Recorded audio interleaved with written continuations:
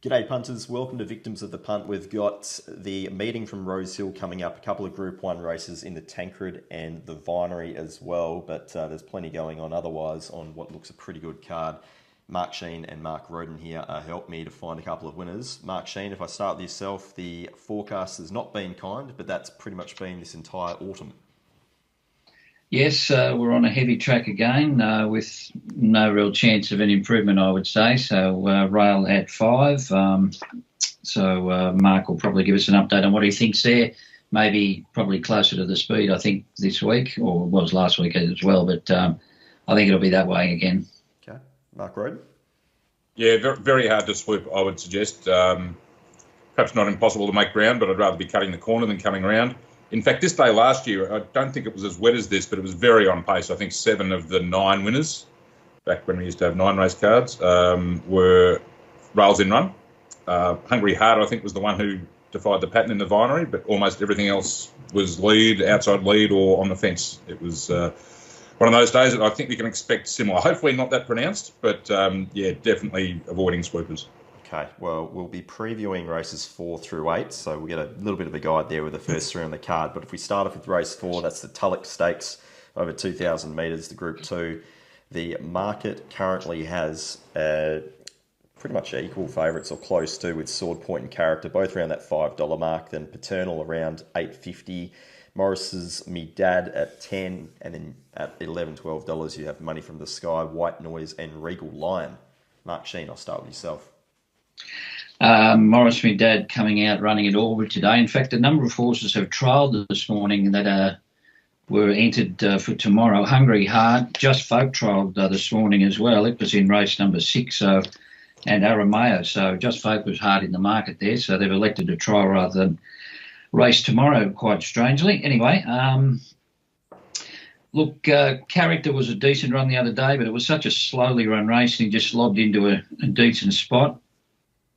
Sword Point, I thought, had trialled disgracefully before it started favourite at Canterbury. Admittedly, it had no luck there, but yeah, I've still got a question mark there. Look, I'm going for Paternal here. Like, I know he hasn't beaten much, but he's a lovely-looking horse. He's got a good barrier.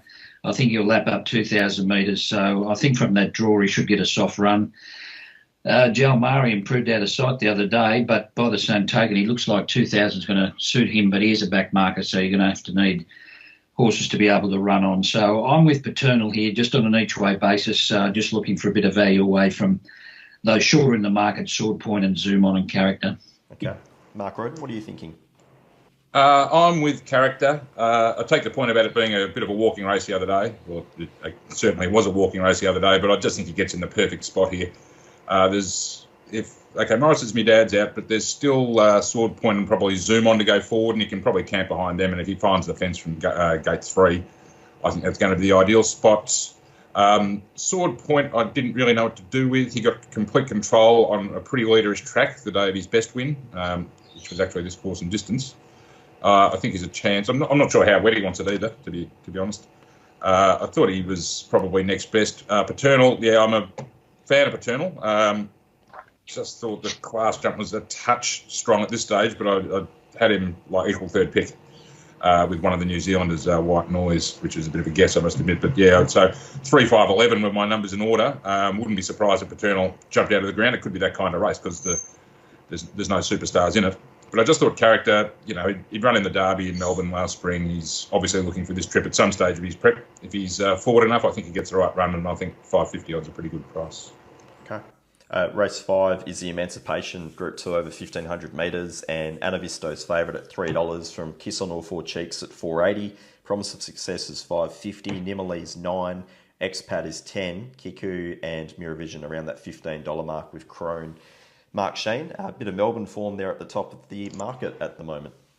Yeah, there is, and on my figures, Anavisto, well, both of them rated quite well the other day, but certainly Anavisto, who's won 2 races on wet ground, but probably not heavy ground, both on slow, or rated as slow the other day, but they still broke 123, I think, so not sure how slow it was. You boys would probably know a bit more about that. Look, Promise of Success, I think, got a little bit too far back the other day, but again, I think it's very dependent on how the track's playing. I think Anavisto can roll forward. So at this moment, I got 7 from 10. Miravision probably get a good run behind them. Expat probably rolls to the lead. Kiss for All Cheeks goes up close enough. But on the figures that she got for me the other day, Anavisto probably the one to beat. Okay. Mark Rhoden? Yeah, I've got Anavisto on top as well. Rated well with me as well, that Flemington win.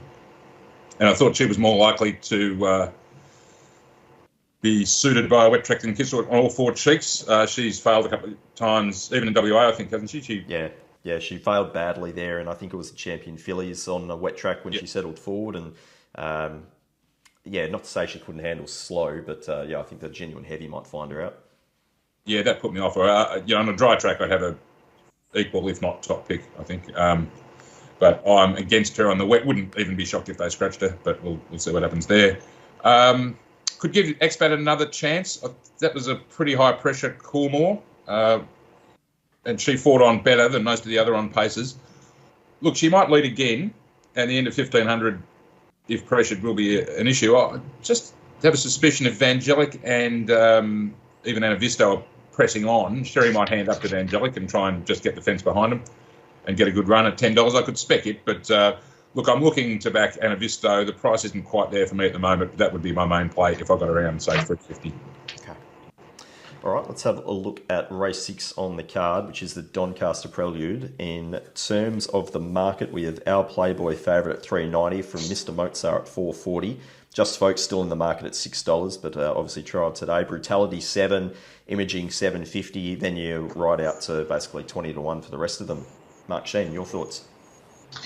I thought our Playboy would be hard to beat here. Just the Mr. Mozart's got me a little bit worried there with that race where they went so slow. It looked like they were moving along, but actually when you did the figures, they did walk in the race and then sprinted home fast. So I'm not sure he's going to get the same conditions here with the horses called Ashman in the race and also Dajran, who are on paces as well. So he may have to take a sit here rather than get in control. So I'm just thinking that they're going to run along here and that might suit our Playboy. The horse I've got the query on is Imaging, who I know he's let us down in the past, but he is good fresh and he does like the wet. McDonald in the saddle there, so he could be a bit of value if he parades okay, but 11 on top for me at this stage. Yeah, and a little bit of early support there for Imaging as well, I see. Mark Rhoden, any thoughts here? Yeah, when I first saw this race and the map, I wanted to get away as much as possible from Mr. Mozart, but I couldn't really. I've still got an equal top pick with our Playboy. If he settles okay outside Ashman, I'm sure he won't take him on for the lead if Ashman's marked urgent, but outside lead might be okay. So I don't think 420, 440 is any spoil at all. I'm not looking to back him, but I did have him on top. Our Playboy, I thought the market might miss the Melbourne form, but it hasn't. Drawn to get a perfect run. Jumped out of the ground second up last time too. Absolutely flew when winning at Flemington. It will be very hard to beat. I think they've got the price right. However, I was then out to Just Focus. I'm staggered by that. Wouldn't he have to win this to get into the Doncaster, or does he not have to? I don't know. But yeah, it's a bit strange, isn't it? Very strange to me. He's not going to try it and run it tomorrow, is he? I'm not sure. I don't know. A bit of that kind of thing. I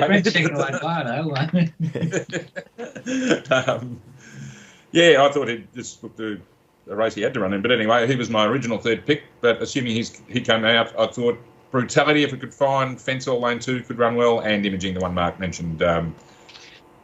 Actually well beaten, but in a very high rating race first up last time. Probably his best win here was on wet too. Just depends how the track's playing for him, but not a race I'm looking to bet in at this stage. Let's have a look at the first of the Group 1s. It's the Tancred in race 7 over 2,400. Douai is favourite at 290 from Spanish Mission. 460 is the best available. Think it over 480. She's Ideal 11. Stockman 13. Angel of Truth is next in line at $20 there. Mark Shean, what are you thinking here?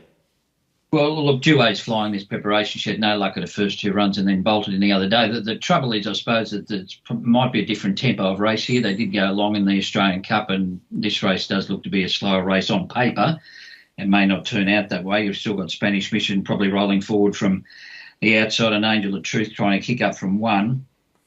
So whether she gets the same conditions and you can make ground from the back is the query, because she generally gets back in the field. Look, I've gone for She's Ideal, just for a bit of value. I know she was failed in the Australian Cup, but she gets back on wet ground here. She ran second in this race last year to Dragonstone. She's a good wet tracker, and I just thought for a bit of value, Duet obviously the one to beat, so I'm going for the mares here, 10 from 11. Okay. Mark Rhoden? Yeah, similar sort of way of thinking. The tempo's got me a bit flummoxed, but I'm less worried about the tempo for Duet than I am the track pattern, because she did accelerate off a slow pace to win brilliantly in Queensland. Was that the Queensland Oaks, I think?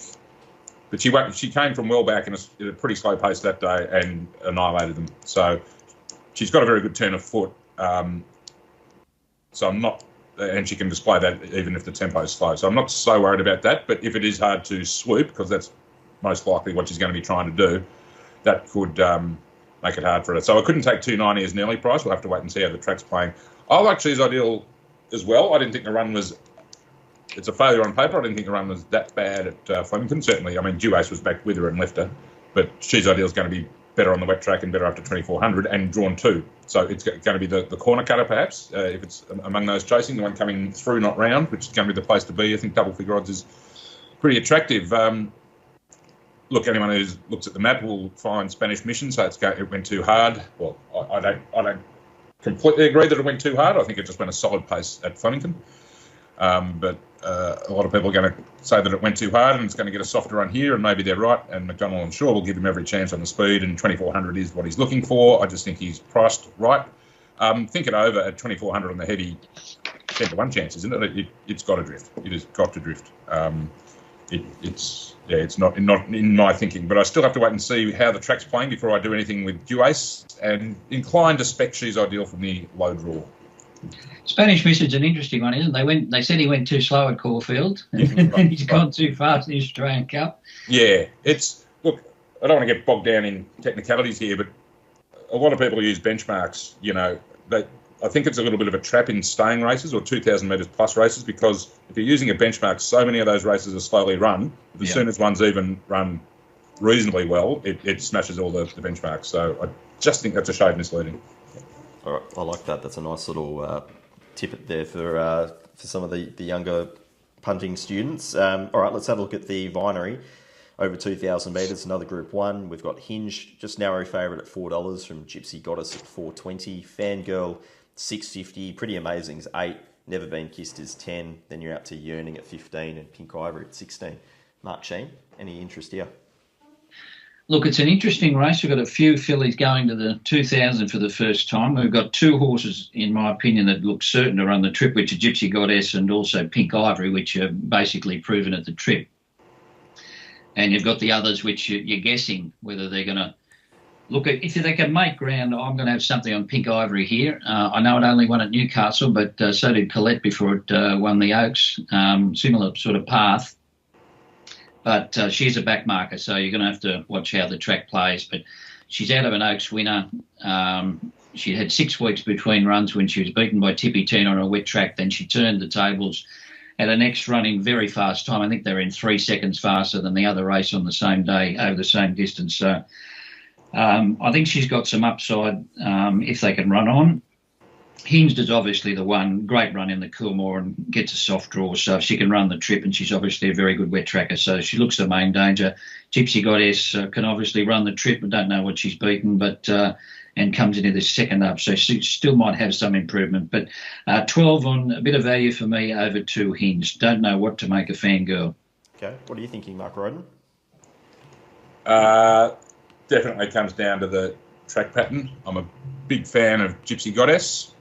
The Pike Van Dyke trainer-jock combination, that's an interesting one. I don't know if they're going to catch up socially before or after the race, but I'd love to be a fly on the wall. They'll have a lot to talk about. Barrier 11, and I hear they're going back. Just 100% comes down to pattern. Look, I don't know if she'll run 2,000, but I think she's flying on a great wet track. I'm going to for a start, I'm going to back Hinged at around $4 because I think she'll find the fence from 4. 2,000 is the query, but her wet track form is just outstanding. The win in the Phillies race 2 starts ago, she got a good run, but she's going to get a good run here. But she went really well there. Then a super run from an impossible position in the Coolmore. she's just running through brick walls at the moment, and I'm going to take the odds to her running 2,000, considering the run she's going to get. If they're running on, I'd add Gypsy Goddess and Pink Ivory. My God, I backed it 2 starts ago and it got nutted by a Godolphin horse, and then didn't follow my money last time, and it's come out and won by 4. Yeah, she's on the upward spiral in the same boat as Gypsy Goddess. If they're running on, I don't think I could lose on her at $16, that's for sure. Fangirl, I'm sick of. What else is in the market? Pretty amazing. Thought that was a bad race. It won at Goulburn, and it's going to be in as bad a spot as Gypsy Goddess and Pink Ivory, so I can't hit single figures. And that is about it as far as I'm concerned. So getting the ball rolling with Hinged, and we might add some others if they can run on. Okay, for you to keep an eye on there on the day. That brings us to the end of the preview, but there's still plenty going on some of the other races. So I'll get your best players on the day. Mark, Shean, I'll start with yourself.